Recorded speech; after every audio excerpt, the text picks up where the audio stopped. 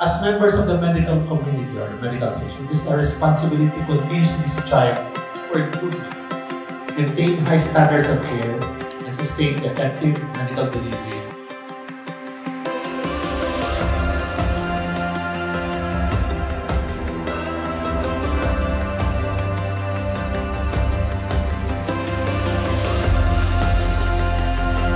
It's an honor and a privilege to serve our society.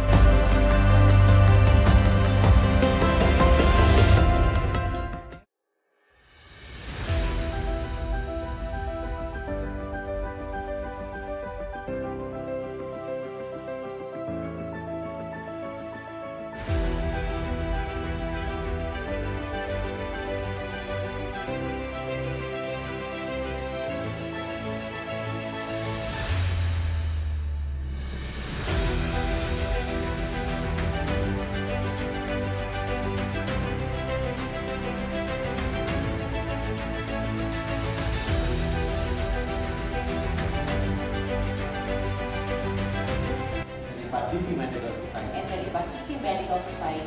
That I impose this obligation upon myself.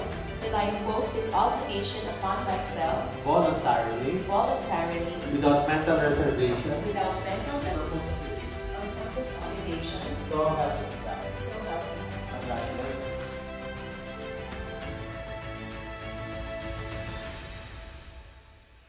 Do hereby turn over this banner to you.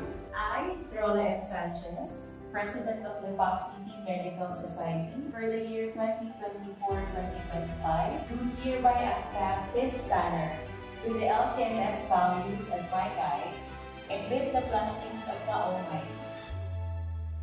As I assume this role, I am mindful of the legacy and the excellence that our past presidents have built. Their leadership has been the foundation upon which we stand today, and their dedication has been instrumental in shaping our society into what it is now. Together we are stronger, and together we will create a brighter, healthier future for all. Mabuhay ang Lipa City Medical Society.